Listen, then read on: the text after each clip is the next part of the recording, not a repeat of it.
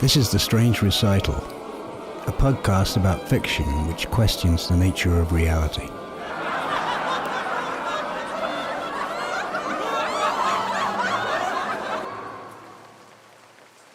Just before 6 o'clock in the morning, the old man leant his bicycle carefully against the wall. Not expecting satisfaction from life, he never found any, and was always in a bad mood. If the bicycle fell, it would make matters worse. A steady cold drizzle had been coming down for hours. He scanned the street for number 71. He knew exactly where it was, but he looked anyway. He did it every day. The quotidian bicycle trip halfway across Paris at an hour when it was more natural to sleep only further exacerbated his grumpiness. All this was for one client who consistently underpaid him, a young woman who lacked the self-discipline to wake herself up in the morning. He pulled his tricorn hat firmly down on his wig and unstrapped the bell. He stood outside number 71 and raised his arm. The three leopards inside the room had awoken at his approach, and at the first peal sprang from the bed and rushed snarling to the door. Sophia lay awake, feeling the coldness of the room on her face. She cooed to the leopards to calm them, but they paid her no attention. The bell was ringing incessantly, like knives in her ears. Finally, she propped herself up on one elbow and yelled out, All right, I'm awake now. Can you please be quiet and go away?" There were 3 more clangs, some clinking, and then silence. No bald Samoan strongman would ever arrive on hot summer nights to stand at the foot of her bed and cool her, his hefty arms cranking a large steel fan, which might squeak once in the same place at every revolution. There were no leopards, nor a bell ringer.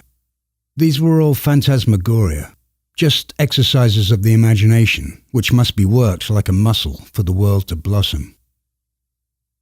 She slipped out of bed and pulled on a dress. She heated some water in a saucepan and poured it into the sink, quickly scooping it up by hand and washing the night from her face. She straightened her head and looked at herself in the blotchy mirror. Then she darkened her eyebrows with charcoal. Outside in the street, it was cold and damp. The fine wind-driven rain needled her exposed flesh. It was a foul day, but it didn't bother her, as she was alive with inspiration, distracted by the excitement she always felt when about to start something new. She was headed to the studio she shared with Alphonse, and to the blank canvas awaiting her. She would stop for coffee and a brioche on the way, but first she would visit the bureau on the Rue de Grenelle. It was on her instigation that this establishment boasted a lectern with eagle-clawed feet and a giant blank tome, an oniric catalogue available to anyone who wished to gaze at the invisible or to contribute. She would map the subconscious. Sometimes she read, sometimes she wrote. She checked on it often. Today she would write. She hauled up the chain with pencil attached. I am living in a large modern house. I wake up in the middle of the night and come downstairs to find that I have many more dogs than I previously imagined. 5 or 6 of them are outside the glass door, harrying an animal that looks like a badger. On closer inspection, I see that the badger is in fact a very small thin man dressed in nothing but a loincloth, who desperately wants to come inside. I begin to open the door, and he attempts to get through, but I suspect his motives and close it again abruptly, trapping his head between door and frame. Then I take pity on him and open it again. He rushes in. He's begging me for something, but I'm not sure if I can trust him, so I pick him up and hang him from a hook on a coat rack. As soon as he finds himself hanging up there, he says he's changed his mind and wants to leave. I take him down and let him out of the front door. He runs off into the night. She let the pencil fall and bounce on its tether. Breton's idea of creating a new reality was very appealing. It promised freedom from that drab turning wheel of servitude and disenchantment which constituted life for most people, a life of suffering and hopelessness. She admired Breton for what he'd set out to do. As far as she was concerned, it had all started with Dada. That was when the first cracks had begun to appear in the shell of consciousness. She'd recognized it at the time and made sure she was a part of it, running off to Zurich and making an army of puppets, while the armies of Europe were destroying themselves in the trenches. Then it had all burst apart, and as the description went, rained down its spores onto a bed of fungus, from which sprouted surrealism, where she now found herself. It had provided a purpose, a direction that was no direction, a kind of rippling perfection. She was unable to differentiate her excitement about her place in the world from the picture she was about to paint. There was no need.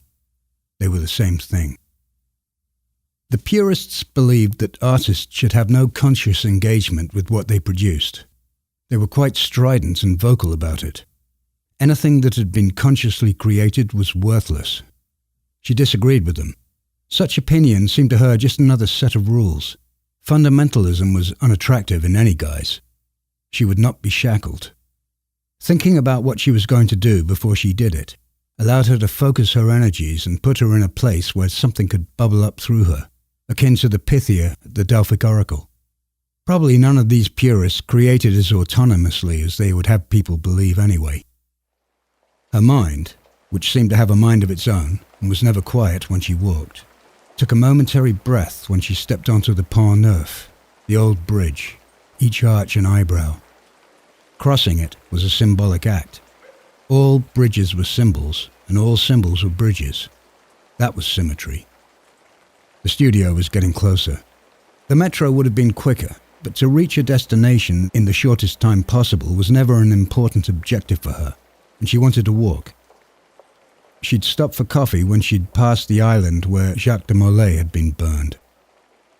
Often, the shapes and movements of clouds would stimulate her imagination, and she looked up to the sky. There were no discernible clouds, just an homogeneous field of grey, so she looked down into a puddle of rainwater. Then she realized that she would paint a portrait. In her faint reflection, she envisioned a Turkish man. As a flake of stale brioche softened in her black coffee, the painting began to form. He stood in front of a large disc, his feet cropped by the edge of the canvas. A cavalry sabre hung from his right hip. He wore a blue uniform in the Napoleonic style. 2 epaulettes perched on his shoulders, twin sunsets over a decaying empire, with greasy yellow threadbare tassels. He had a narrow black moustache and a scarred face. He was most likely a survivor of smallpox. There was also a thin scar on his cheek that he might have received in a duel. He wore a fez. Though her compositional technique did not conform to the automatism of those purists, she was finding her own way to the same place, the point where opposites were unified, that Hegelian idea Breton was always going on about, a kind of poetic explosion that would release enough force to sunder reality. Breton had invited her into the group when they first met at a restaurant, and had instantly given her a title, Surrealist in the All at Once. She liked its metaphorical significance and the way it sounded. It felt good to be accepted. He wasn't known to be so welcoming, and she suspected that the fact that she had arrived at the restaurant completely naked might have had something to do with it. None of them could resist uninhibited nubility. Despite their brilliance and open-mindedness, they still exhibited certain masculine cliches of which they did not seem to be aware. That was part of the problem. So be it. They certainly didn't appreciate crones, except perhaps Devereux. Her hand reached for the doorknob of the studio when she heard Alphonse talking and then a staccato reply. It could only be Nudressski.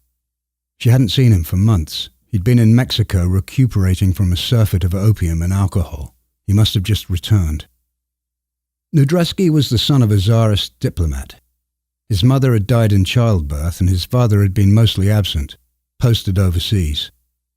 He was brought up by wet nurses, governesses, servants and tutors, until at the age of 18 he had burst into St. Petersburg and never returned.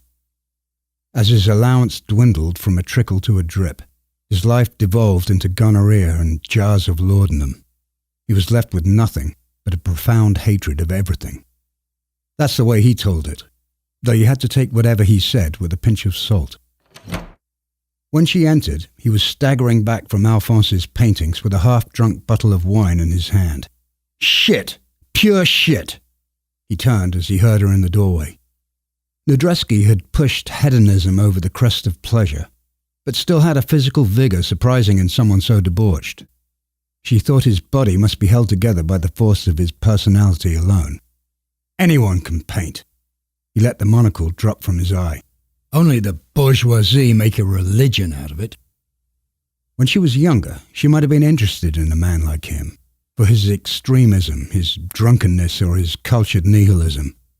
Now she saw him as a parasite, preying on artists younger than himself, doing the rounds, getting handouts and insulting the people who helped him, just managing to survive on a reputation that perhaps had always been false and was definitely worn thin. And he was only getting worse. He was excruciating. An encounter with him was like a meeting with death. She went to Alphonse's aid. Most artists and revolutionaries come from the bourgeoisie. They're the only ones with the education and the time. Nudressski violently swung his head and turned his combative attention to her. They're animals, all of them. Dogs, monkeys, and parrots. Take your pick. That kind of senseless denigration of animals infuriated her. What made humans assume they weren't animals? And what kind of animal was he? But there was no point getting drawn in. Meanwhile, Nudressski had turned back to Alphonse and was swigging more wine. Artifice. He waved the bottle at a painting Alphonse had been working on. There are people in prison for less than this. Alphonse stood by, somber and silent. Nudressski continued unabashed. If you have the gall to create art, then at least make fetishes. No pretense there, just blood, bone and shit. And maybe some feathers. He finished off the bottle and hurled it through the window, shattering the pane. Alphonse seemed suddenly to inflate. Get out! It felt as if Nudressski had taken all the oxygen with him when he left. They stood in a vacuum. Her inspiration had withered and Alphonse looked depressed. I don't know why I keep letting him in here. I feel like putting my feet through these paintings. I know, he's suffocating. Maybe he has a function in the bigger scheme of things. A negative function. He's a tonic for self-delusion. It makes me wonder what I'm doing. You know, the surrealists won't let me in. Not that I want them to. But rejection is rejection. It's all politics. Don't let it bring you down. You're from Brittany. There's your way in. Let's go out and eat something. I'm going to see Josephine Baker later. She's at the Casino de Paris. After that, I'm going to a performance by Devereux at his new place. Why don't you come with me? Alphonse was somewhere else. He remembered those eyes staring down into his just after dawn. One brown, one green. If there was such a thing as fate, it had a bitter taste. He would have liked to go with her, but there was something else he had to do. Slivers of glass lay on the windowsill and on the floor below it. The violence was still present. No, you go. I'll stay here and clean up. That was Revolution in Dreamtime, written and read by Tom Newton. This was Chapter 1 of the novella of the same title, forthcoming in 2021 as part of a volume called Voyages to Nowhere, from Recital Publishing.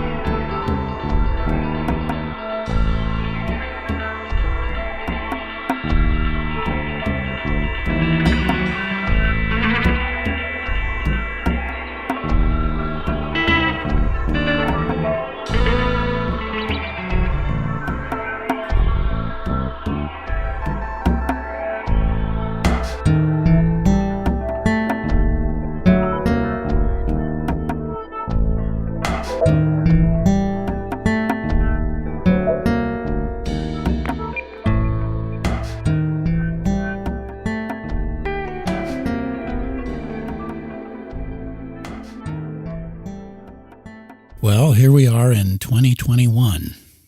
Say hello to the new year, same as the old year. Hello. Except not the same, since Our other venture, Recital Publishing, will be putting out several new books this year. One of those is what we just sampled. Your two novellas, Revolution in Dreamtime and War Film, will be grouped into one volume, Voyages to Nowhere. So let's talk about Revolution in Dreamtime. Okay. First, tell us something about the title, and if there's a plot, maybe a little about that. No so-called plot is required, of course. Well, the revolution in the title is ambiguous, as it should be. Yeah. There was a book called The Songlines by Bruce Chatwin, which was popular in the 80s. I think that's where I first learned about the Dreamtime. It's a word that describes Australian Aboriginal beliefs. The way they thought about space and time is quite different to what we're brought up with in the West. And I don't really understand it at all, but it fascinates me. The thing is, the word Dreamtime was coined by anthropologists, and it might have been based on a mistranslation or misunderstanding of an Australian word. So the whole concept could be erroneous. But that makes it even better for me in terms of ambiguity. Anyway, the story has nothing to do with Australia. It's about a couple of artists in Paris in 1930. The protagonist wants to create a new reality, and she suffers a mental breakdown in the attempt. Or then again, maybe she doesn't. My interpretation of the word Dreamtime has some relevance to that. I suppose there's some sort of plot, but I wouldn't want to give it away. What inspired this story? I'm trying to remember. Well, I was sitting in my living room and I wanted to write a story. I felt really inspired, but I had no idea what to write about, and stories have to be about something, I suppose. Usually. Then it occurred to me that I could base each chapter on one of the pictures on the walls. There were quite a few, which have now mysteriously disappeared. The first was a detail of the Gustav Klimt painting The Kiss, and that gave me the idea for Sophia. I looked at her and thought, okay, she's an artist from Paris in the 1930s. Another was a copy of an old Iranian picture of people playing polo. That's why later in the story she has to cross a polo field mid-game. I just followed these pictures sequentially around the room, and they dictated the plot. They were jumping off points. So we're looking back about 90 years to Paris. I know you have a lot of knowledge about the beginnings of the surrealist movement, so give us a little history there. And would you say you're carrying on that tradition? Well, I'm no expert, but I do have a strong affinity to European art from the early 20th century. Dada, Futurism, Cubism, Surrealism, and so on. It was a time of great upheaval, and the art reflected that. It took a giant leap from the 19th century. I like its questioning of reality as we perceive it, and its humour. My father introduced me to it when I was very young.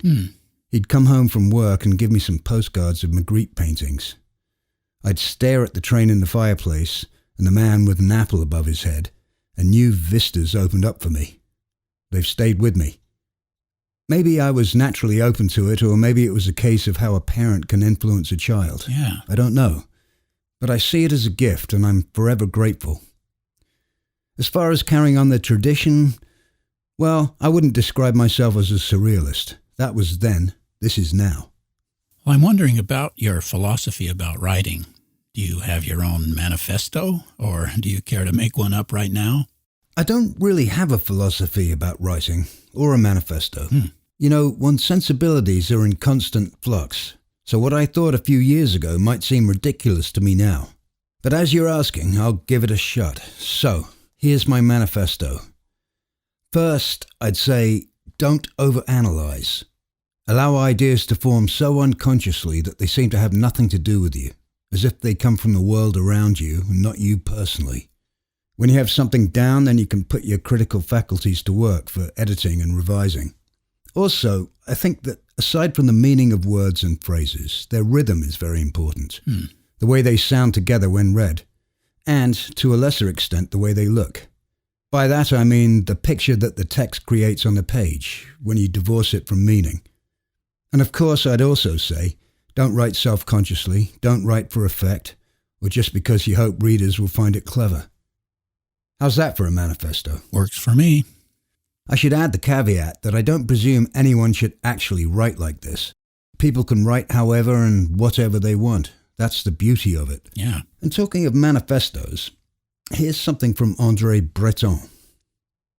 Surrealism is based on the belief in the superior reality of certain forms of previously neglected associations, in the omnipotence of dream, in the disinterested play of thought.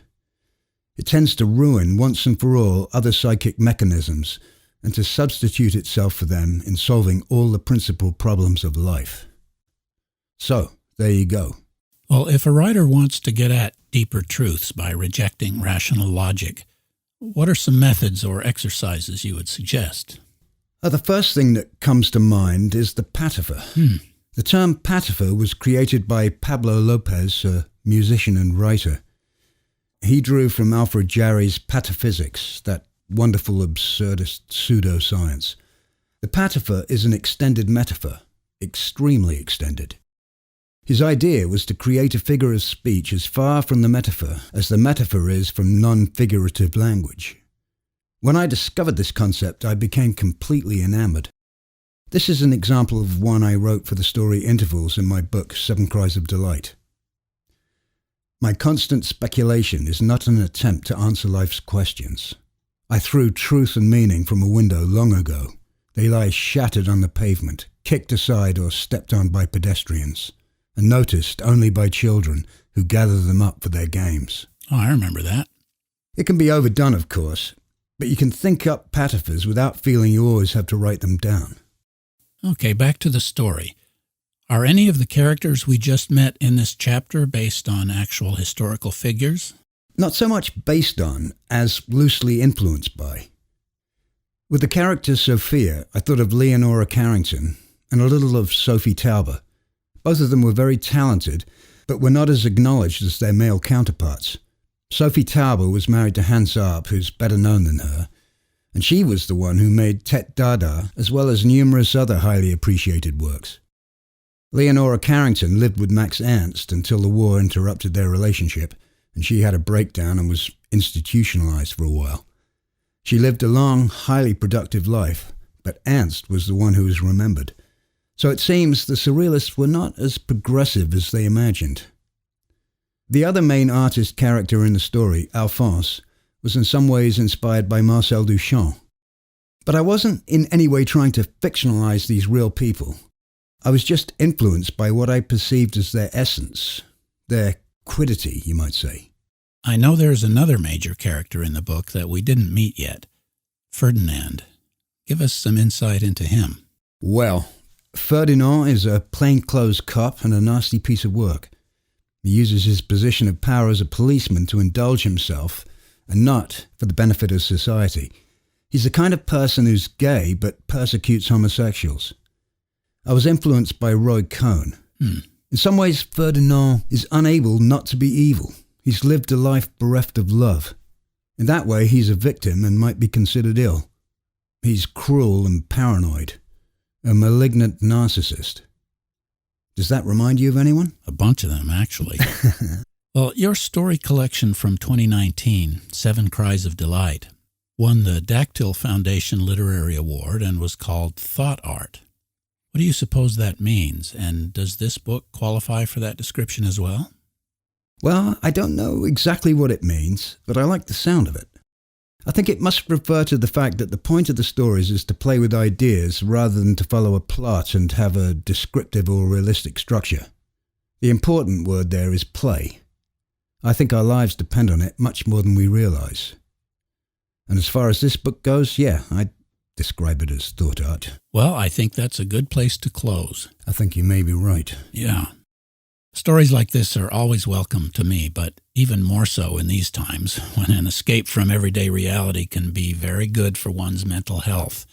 In fact, what if you were to use your movie special effects skills to invent an actual portal that people could physically enter to go back to 1930 Paris? We could market it along with the book. It's already done. In fact, I just activated it, and we're in the tunnel right now, on our way out of here. All right, cool. Brent, remember it's just a movie. This is the Strange Recital, on the web at thestrangerecital.com. The music on this episode was from Onion Baji by XJ5000. This is episode 21011.